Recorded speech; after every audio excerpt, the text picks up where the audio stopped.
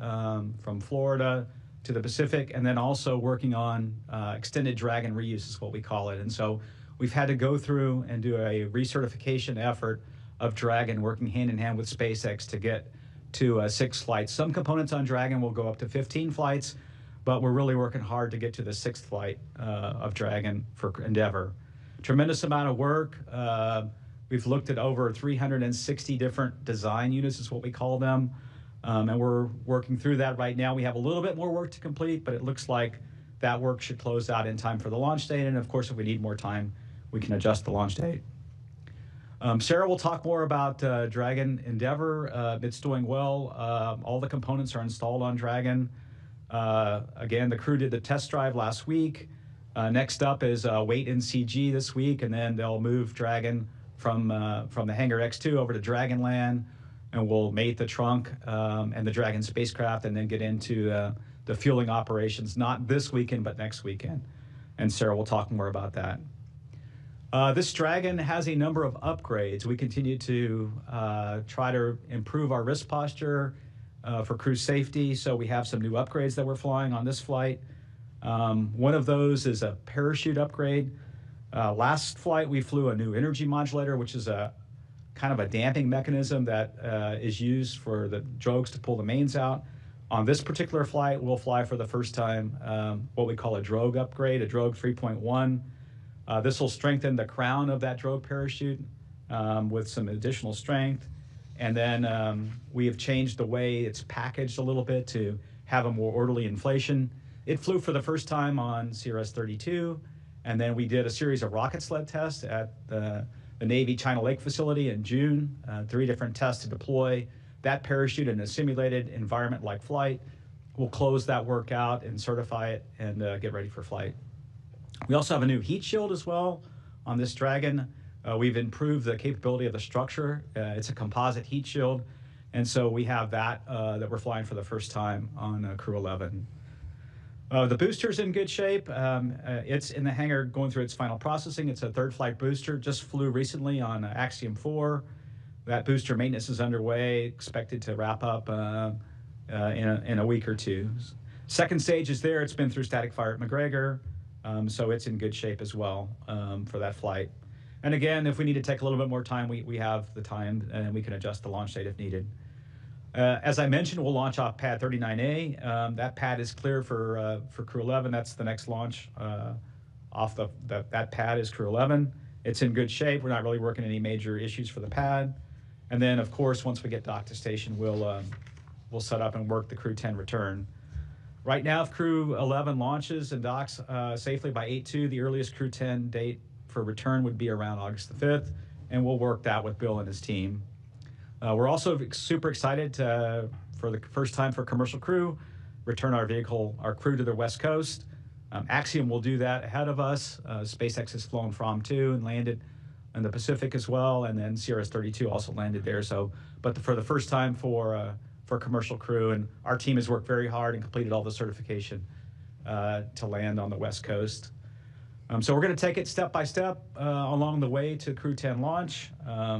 We have our FRR starting next week, and we'll remain vigilant. I do want to thank the entire team, the whole NASA team working CCP across the country, the ISS program, SpaceX, the FAA, the Coast Guard, and Space Force. We have a lot of partnerships that participate in our missions, and everybody is pulling together and looking forward to a good launch. And I'll turn it over to Bill. All right, thanks, Steve, and I'll echo my thanks for all of you being here and your continued interest in our mission.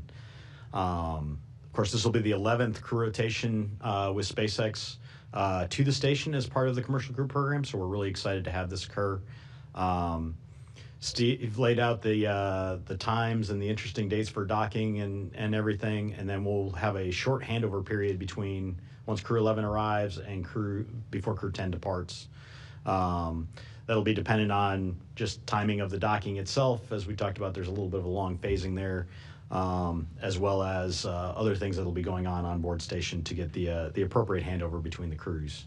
And then, of course, we'll be watching the weather for that return. We're really looking forward to welcoming the Crew-11 crew, Zena, Mike, Kimiya and Oleg onto space station. Of course, this is the first flight for Zena and Oleg. As Ken mentioned, this is Mike's fourth trip to. This will be Mike's fourth trip to space, and then Kimiya's second.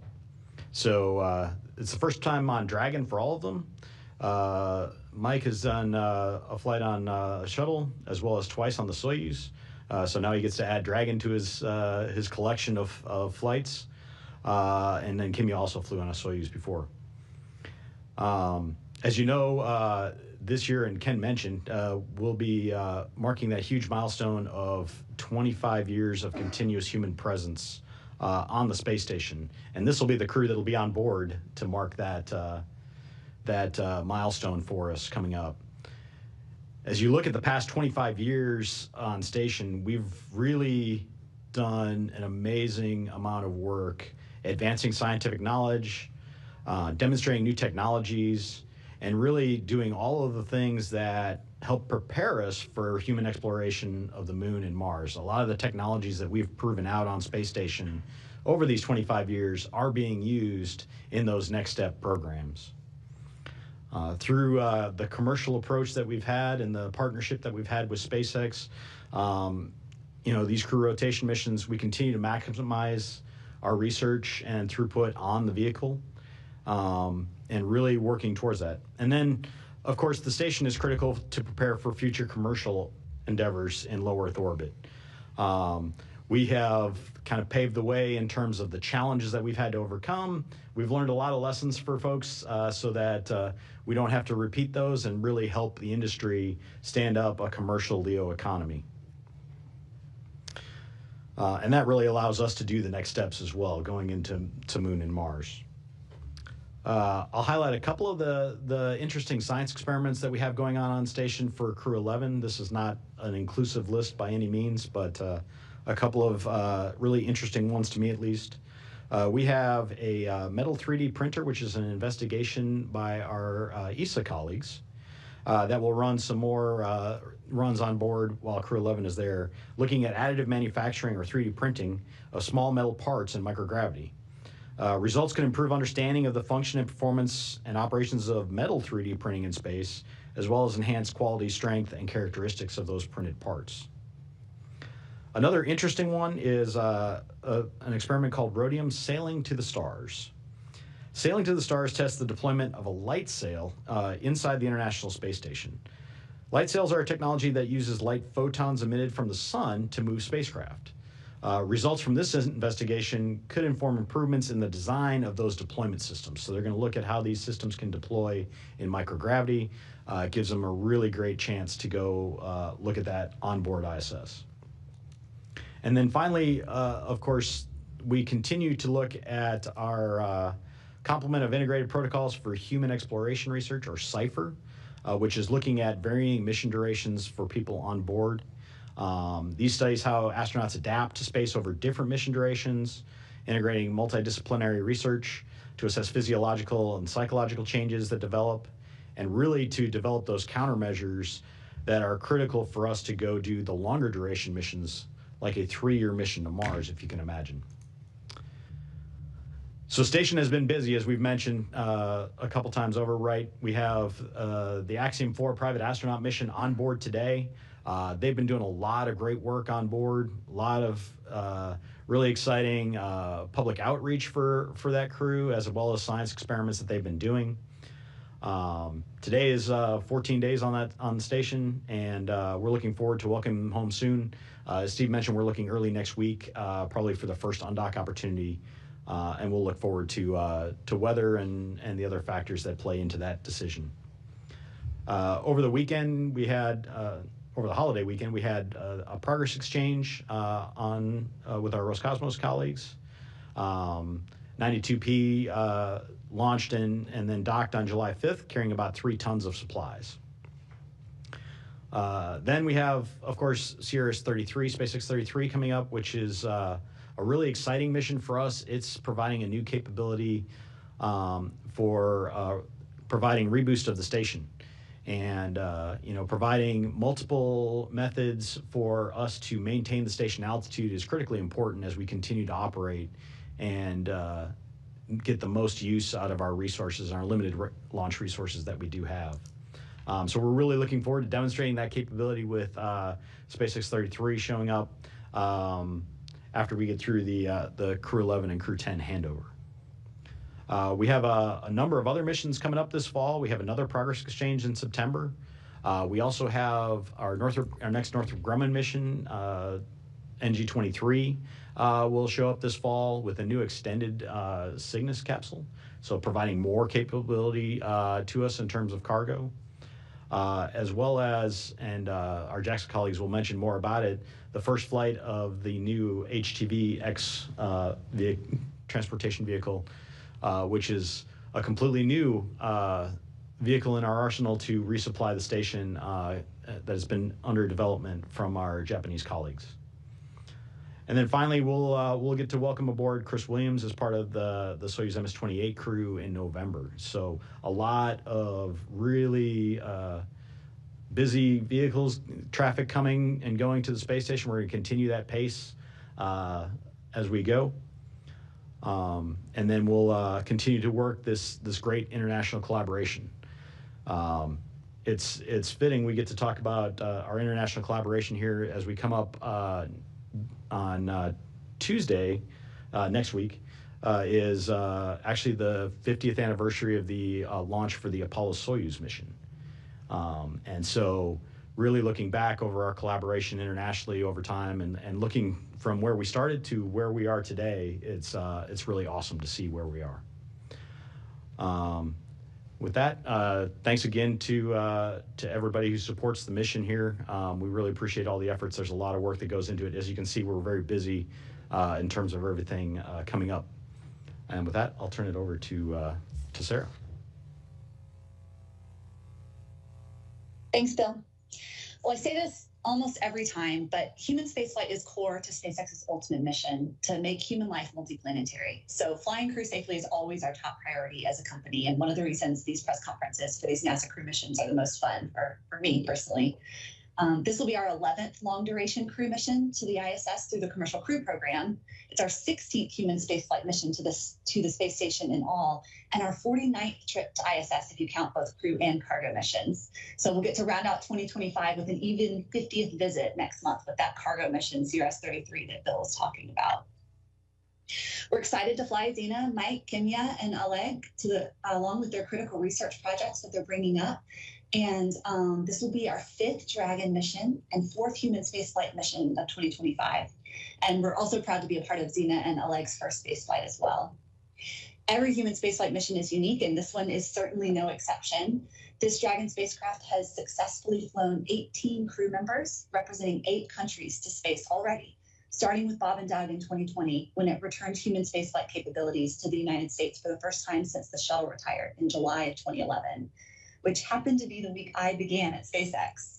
I still remember watching that last shuttle launch, STS-135, sitting in a conference room with a very small Dragon team at the time, and it was my first few days here. And I remember looking at the faces around me and thinking, today we begin. The world is counting on us to write the next chapter of human spaceflight, and it's time to get to work, right?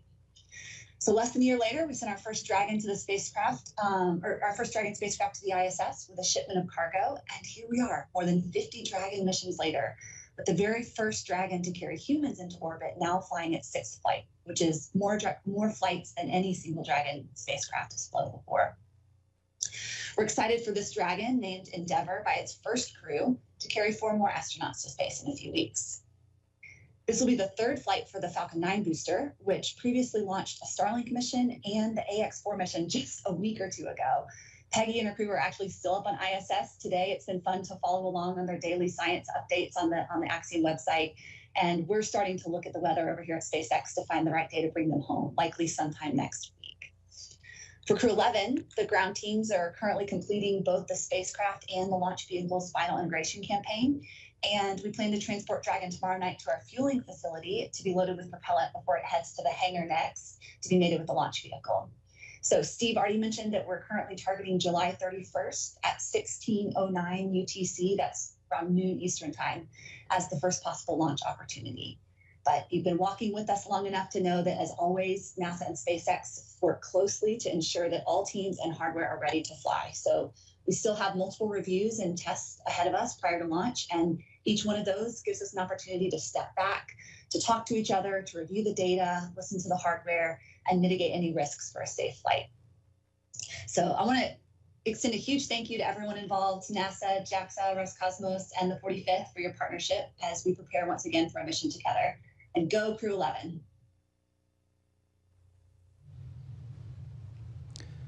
And next, we'd like to welcome Mayumi Matsura, Vice President and Director General of Human Spaceflight Technology Directorate with JAXA. Hello, everybody. I'm Mayumi Matsura, Vice President for Human Spaceflight and Exploration in JAXA. Thank you for having me today. And first, on behalf of JAXA, I'd like to sincerely thank NASA's leadership, space expert, and all members who are working so hard on Crew-11 mission preparation and continuing ISS operations. I'm going to tell you about a Crew-11 mission from JAXA's standpoint. JAXA astronaut Kimiya Yui is part of Crew-11 members. This is his second mission since 2015.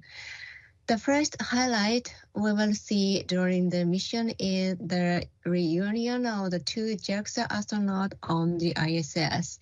Takuya Onishi, one of Crew-10 members, and now he is the ISS commander, is waiting for Kimiya and Crew-11 of arrival. And this nice happening is not the first time for Japan. However, it's still a rare case and a great honor. I believe that this is a result of Japan's continued contribution to human activity on ISS, which marks its 50th anniversary this year. Unfortunately, this fun period won't last long, but those gentlemen are both talented, so they must entertain us with something somehow. And their presence will surely give courage to children all over Japan who dream of space.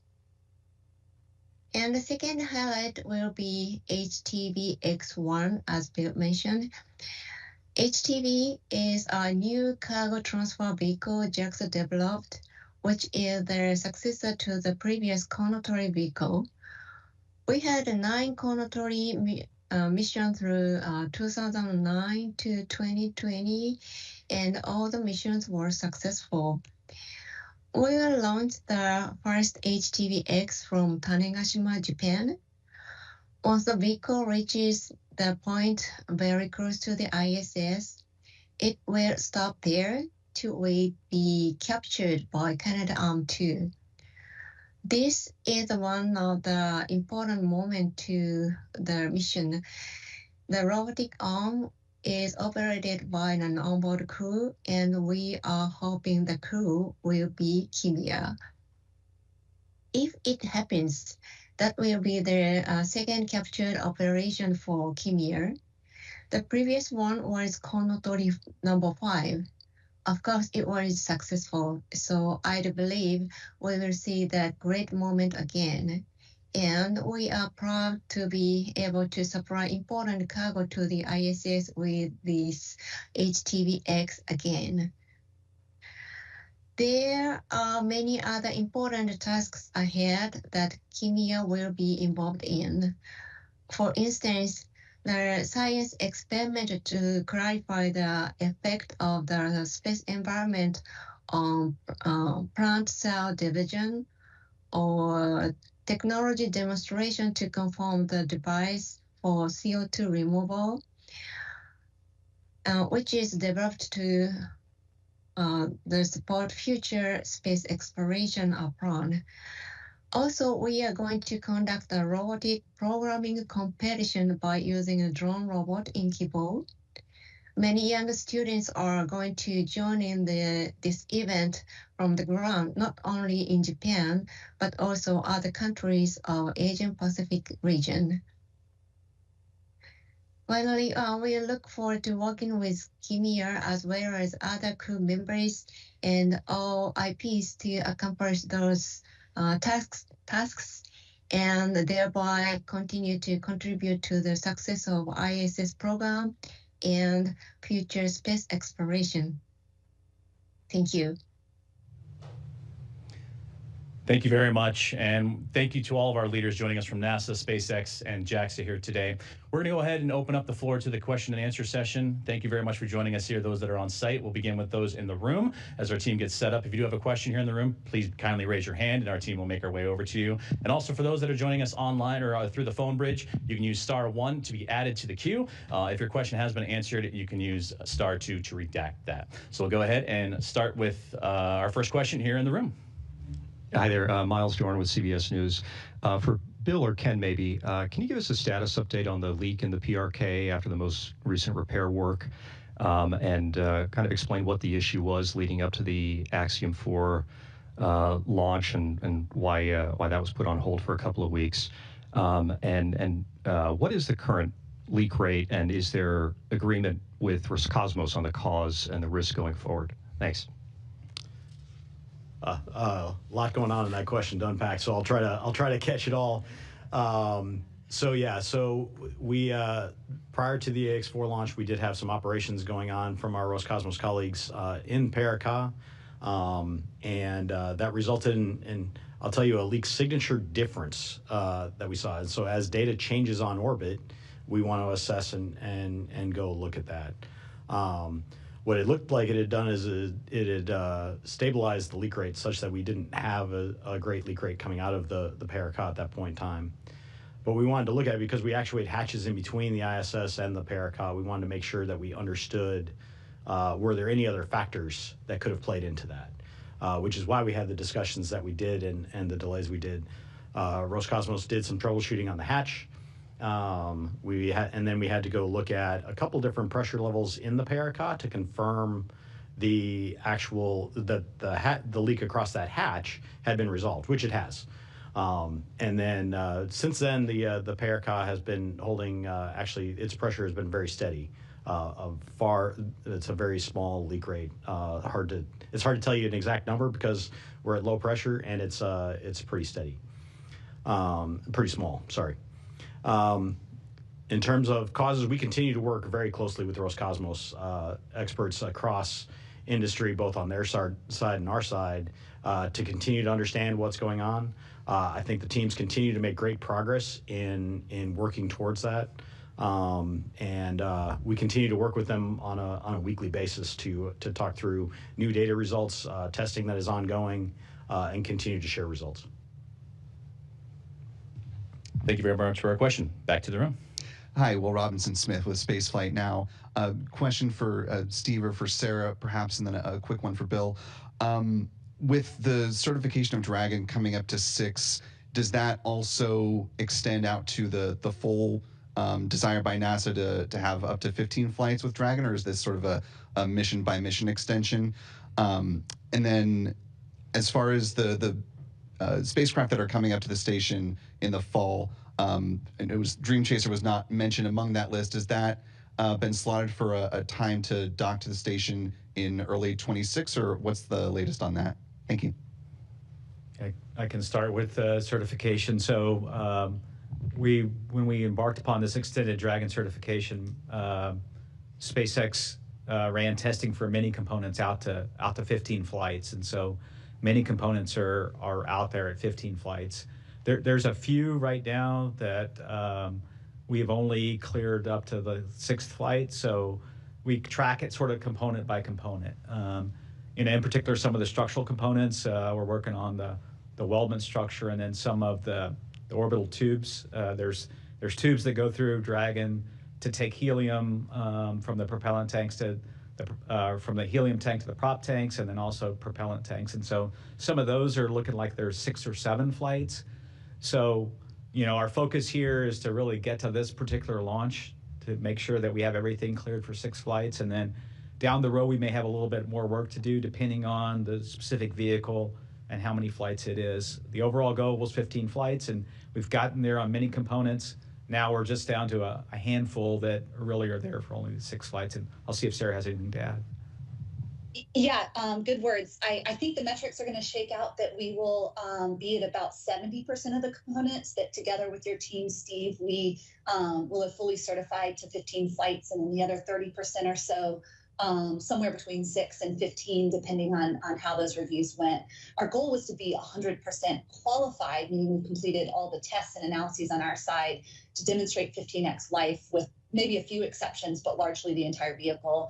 And so we've been finishing the last 1 or 2 of those tests. The teams have worked great together the last 6 months to work through all of that test data and check off component by component its qualified flight limit. So the primary goal of the day was to fly this 6th flight vehicle, knowing that the ultimate goal is 15x, and then we wanted to perform our tests in a way that we were there with the hardware perspective and working towards the reviews with the NASA teams. Let's hear on the Dream Chaser question. Of course, we all know that space flight is hard, and so when you're coming up to the first flight of a new vehicle, it takes some time. I don't have an update for you on when our planned launch date is for Dream Chaser. We're continuing to work very close with Sierra Space on the development of that vehicle, and we can get an update out at a later time. Thank you, Vash, for your question. We'll do one more here in the room before going to the phone bridge. Oh, thank you, Mark Carreau with Aviation Week and Space Technology. My question is, in the aftermath of the signing of the reconciliation bill several days ago, is that easing some of the operational and cost concerns for the rest of the year, at least for space station operations? Is that in play yet, or coming into play, or at least it hasn't interrupted the planning? I may let Ken answer that one for me, but if he's out there. I believe that'll be for Mr. Ken Bowerstocks, if he's still with us. Well, so we have the... Yeah, I'm still here. Yeah, we have the information in the Reconciliation Act. We're still evaluating how that's going to affect operations going forward, but it's a positive step. You know, the way our appropriations process works, the president makes a proposal, we get information back from Congress in the form of supplemental appropriations, markups, and then the final appropriation. But then that final appropriation bill goes over to the president, and the president signed it, and that becomes the guidance from both the president and the Congress. And we're still working through all of that to figure out how it will completely affect our programs. But it's a positive step. Thank you very much for that question. We'll turn now to our phone bridge, and we will start things off with Marcia Dunn from AP. Yes, hello. Probably for Steve, if I might. Is the Crew-11, are you targeting a 6-month mission, or are you going to start following Russians' lead and bumping to 8-month missions to spread things out more? And if you could please provide a Starliner update, any progress on that front, any idea of the exact cause of all the problems, and your what your plans are for moving forward on that. Thanks a lot. Yeah, we'll start with the first question, the mission duration. So we have embarked upon an additional on-orbit certification to extend our mission durations from 6 months. Actually, it's 210 days is what's the requirement, from 6 to 8 months. And so we have started that work with SpaceX. Right now, we're focused on getting the 15X certification, to get to a 6th flight work done. SpaceX is in the process of delivering the rest of the data for extending the mission out to 8 months. It'll probably take us a month or so to go through that data after we launch. So you can think of it this way, Marshall, when we launch, we have a 6-month mission duration that we baseline. Of course, we've already flown one mission very close to up to 7 months. And then, we can extend the mission in real time as needed, as we better understand, as Ken talked about, the reconciliation bill and the appropriations process and what that means relative to the overall station manifest. So in terms of Starliner, I would say a lot of testing is going on and a lot of modeling updates all across the country. We had a series of helium leaks that we dealt with during the CFT, the crewed flight test. We have various materials in test right now to improve that seal on the helium interface at the flange of the thruster. We know that we get some permeation of oxidizer vapor across, and the seal that we had was not very robust for oxidizer exposure. So there's testing ongoing across the country to expose the new material that's proposed to various levels of oxidizer and understand how much permeation we can get. So that testing's ongoing, likely leading to a new seal that will replace the seals in the thruster flanges. And then on the thrusters that the software deselected because of low thrust, we have a series of tests ongoing as we speak at the White Sands test facility in New Mexico. We have a thruster that we're taking and putting through various numbers of pulse trains. In other words, small pulses and a certain frequency of those pulses, larger pulses at a different frequency, to understand how the thruster responds to those various pulses. And we're learning a lot about the differences in the oxidizer valve temperatures. The thruster has ox that comes in on one side and fuel that comes in on the other. We're learning a lot about the differences in those temperatures as a function of pulse trains. What that will lead to is taking that results of that, informing thermal models, and also doing what we call an integrated doghouse test. That doghouse has been delivered to White Sands. It's in the test stand. That testing and the test stand is being built up to do that testing. That'll involve a series of RCS thrusters being fired at the same time as our OMAC orbital maneuvering thrusters to understand the heat going into that doghouse. That testing is scheduled to start next month, toward the end of next month. And so we're making a lot of progress and understanding kind of the thermal performance. These will be informed thermal modeling. And then Boeing has also implemented a series of hardware modifications. For example, on that single engine thruster that's being tested at White Sands, there's what's called a thermal shunt, or think of it as a way to draw heat away from the thruster. So that's showing a lot of progress compared to the original design of the thruster. And then there's some thermal barriers that will keep the heat from the OMAX from getting back up into the doghouse, and some other thermal modifications inside that doghouse. That doghouse is instrumented with temperature sensors throughout the doghouse, and so when we get into that testing, we can better inform our models. We really are working toward a flight as soon as early next year for Starliner, and then ultimately our goal is to get into crew rotation flights with Starliner, and those would start no earlier than the second rotation slot at the end of next year. Thank you very much for your question. We'll go back to the phone bridge. Chris Davenport with the Washington Post. Yeah, hi, thanks very much. I guess for Steve Stitch and SOX, it's a bit of I think it's fair to say, tumultuous time at NASA. You have your second interim administrator this year. The DRPs mean hundreds of people maybe leaving the agency or wondering what to do and what the future holds for them. And I just wonder, given all that, how do you stay focused on the mission? And what do you tell your teams about fending off distractions and remaining just sort of focused on safety and flying safely and thinking about the crew? Thanks. Yeah, I can start, and then we'll let Ken add. I mean, we are laser focused in Commercial Crew on getting the work accomplished for the flight. And we try to put the distractions aside. Our team is very experienced and has been through this in various ways throughout the 10 years I've been a part of Commercial Crew, the 5 years I've been the program manager.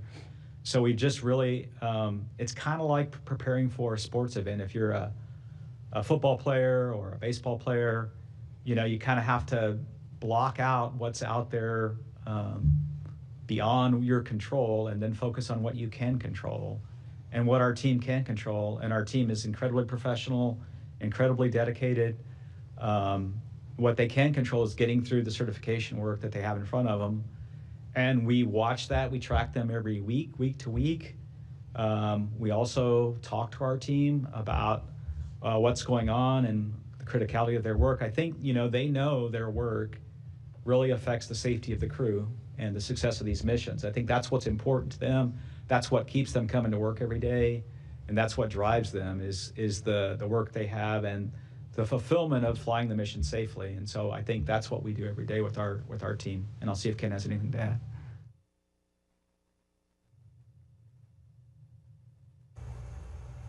Yeah, I'll just echo what Steve said.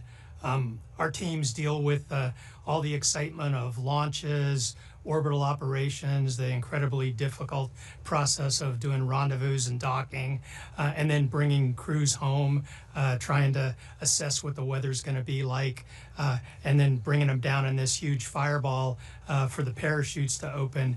There's tremendous stress just in the basic mission. And so they learn to compartmentalize and focus on their task so that they can make sure that they do what's required so the mission is successful. And our team is really good at that. And it is impressive to watch. I know for me, getting to a mission is kind of a pleasant distraction from all the excitement in DC. And I think it's that way for a lot of the rest of our team members. Thank you very much for your question, and we'll do one more from the phone bridge, and then as we're starting to make our way on the back end of our time here, and be sure to keep your questions limited to just one, and keep them brief. That way we can manage and get as many as we can before our time runs out. Then we'll open it up back here in the room. Any additional questions or follow-ups, please be sure to raise your hand, and our team will be sure to bring a microphone over to you. But back to the phone bridge for Stephen Clark with Ars Technica. Hi, Stephen Clark, Ars Technica. Thanks for doing this. I have a couple of questions. First, for Bill Spetch, to clarify something you said earlier about the leak. Is there any evidence of any leaks elsewhere in the stack other than the PRK? And just to clarify, inside that PRK, that you said the leak rate is very small, maybe almost immeasurable, if I understood you correctly. Is there some optimism that the repair the cosmonauts performed last month may have fixed this problem, at least for now? And my other questions for Steve Stitch or Fox. Looking ahead, you have a lot of flights on contract with SpaceX and Boeing, commercial crew rotation flights, but only really 4.5 years, 5 years of life left in the ISS. So seems like you have more flights on contract than you'll be able to fly over the next 5 years, especially if you're stretching out increments out to 8 months. So, any discussion right now with Boeing or internally to talk about, maybe we don't need to give Boeing the authority to proceed the ATP for flights 4 through 6, since you may be covered with all your needs for the first 3 Starliners and everything you have with SpaceX. Thanks. All right, yeah, I can start with the first one. It's pretty easy. The rest of the station is leak tight. We get to look at that. We continuously monitor that, and everything else shows that we are really tight on our leak rate on the rest of ISS. No evidence of any other cracks any other or any other places. Yeah, and I'll start relative to looking at the flights. We have 14 flights on contract with SpaceX and 6 on the contract with Boeing, and 3 of those have been ATP'd, and we're sort of in the process as we better understand the budget and better understand what's in front of us. We're working through that. It's really too early to speculate how many flights we'll fly with each provider, SpaceX and Boeing. But we are looking at that, looking at the station life, and then we're also looking ahead toward commercial LEO and toward the commercial LEO destinations, and preserving transportation capability, both cargo and crew, for those destinations.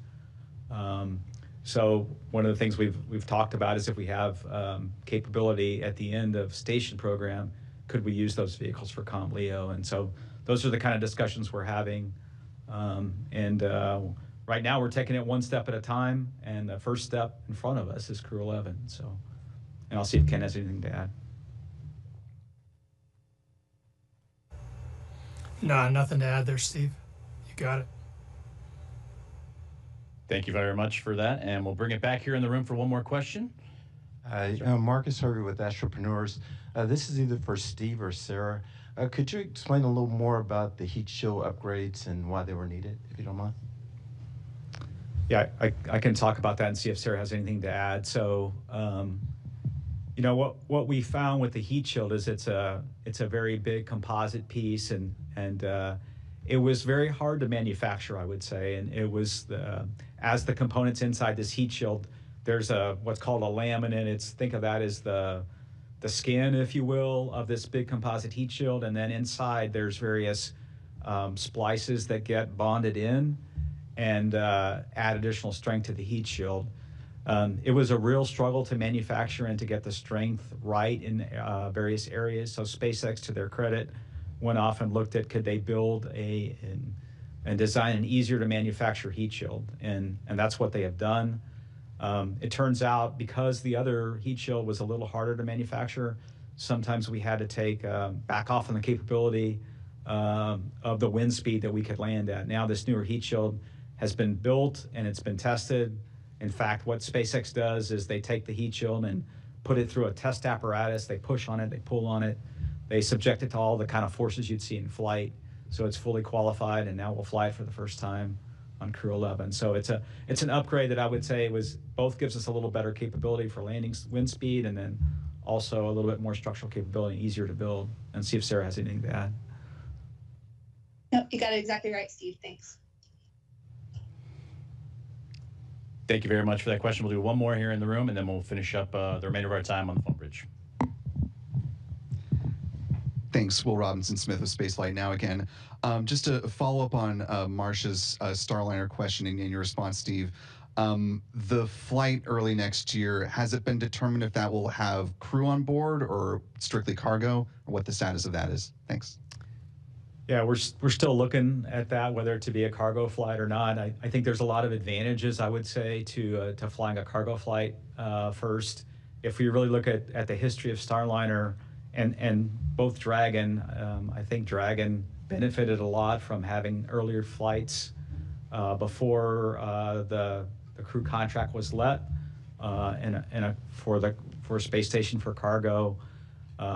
What we're really looking at is, can we test all the changes that we are making to the dog houses in particular on the ground, and would we want to validate those in flight first? And so there's a strong chance we'll fly a cargo flight first, and then we still haven't made that decision yet, but that's still in front of us.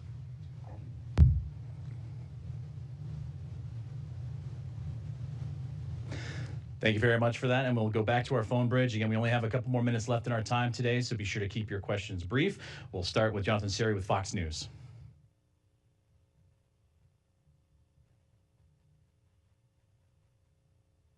The Dragon endeavor for this mission, does that change the estimates for loss of mission, loss of crew, and what are those current estimates?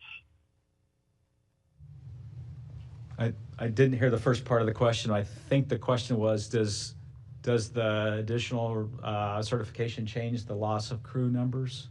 Was that the question? It does the upgrades to the drogue and also the heat shield to this Dragon. Does that change the estimates for loss of mission, loss of crew? We haven't really totally looked at that number. I think the number is in the same range that we've had, and we can get that number for you. I don't remember it off the top of my head this morning, but certainly they are safety upgrades, improving crew safety, both of those, the heat shield and the drogue. I don't have off the top of my head what the improvement in. Yeah, if I may, Steve, you guys have given us requirements for loss of mission, loss of crew, and Dragon has always been designed to meet those requirements. And similarly, we've been operating within the requirement space that NASA gave us for all of these systems on all the previous flights. The couple of upgrades we've been making more recently are purely improvements above and beyond that. So we don't go back and reopen those analyses of certifying the vehicle. It's more about moving in the right direction. And as you mentioned with the heat shield, a lot of those improvements aren't really about the flight itself, but about the manufacturability of the material or the ease of maintenance from one flight to the next. Thank you, Steve. Thank you, Sarah, for that. And we'll finish up with one more question and one more answer. We'll go to Kenneth Chang with the New York Times. Thank you. I wanted to follow up on Chris Davenport's question. How many people from the NASA teams on ISS and commercial crew are leaving? I wanted to make sure, are any of you leaving? And how do you manage that transition where a lot of people with the knowledge are no longer going to be there? And how do you backfill? Thank you. Yeah, I would say we don't have a total number of people that have departed or will depart. Remember, all these projections are really after Crew-11. So for Crew-11, you know, that mission's not affected at all by the departures. And in some cases, what I think we'll see is people that have been here for a long time and were planning to retire anyway may retire a little earlier. And so I would say personally, I'm not planning on taking the DRPs. Although I'm sure some people encouraged me to take it. So. And I want to offer to Mr. Bowersox if he had anything to add in terms of from SOMD. I was just going to say I'm not planning to take any of the early retirement options either. Although I'm getting close to that age, so nobody should be surprised when it happens. I also wanted to say that we have some tools as we're trying to manage the critical skills in the workforce. There are ways we can incentivize people to stay. We can ask people to delay their departure so that they can transfer their knowledge to other people. But I don't want to under-express the fact that we are losing people and that we have folks that have been part of our team for a long time that are going. This is going to require us to take a different look at how we do our business, to focus our operation. That's kind of the good part of it is as this will cause us to work and be more efficient. But we're going to miss those people. They were part of our team, and we'll miss them as they go. But I have confidence that our team will work through this, and we'll stay strong. Thank you very much. And that is all the time that we do have for today's mission news briefing as we get ready for the next crew rotational mission to the International Space Station and Crew-11 coming up very soon. Special thanks to Ken Bowersox and Steve Stitch and Bill Spetch joining us of NASA, Sarah Walker of SpaceX, and Mayumi Matsura of JAXA joining us along. Be sure to stick around and stay with us at 1 o'clock Central, 2 o'clock Eastern Time, a chance to speak with the crew themselves, Commander Zena Cardman, pilot Michael Fincke, Kimiya Yui of JAXA, mission specialist, and Oleg Platonov of Roscosmos, and also a mission specialist, will be here to join in for the crew's news conference. If you're following along at home, you can ask the crew some questions by submitting on your favorite social media channels at #AskNASA. But that'll do it for now. Thank you for joining us.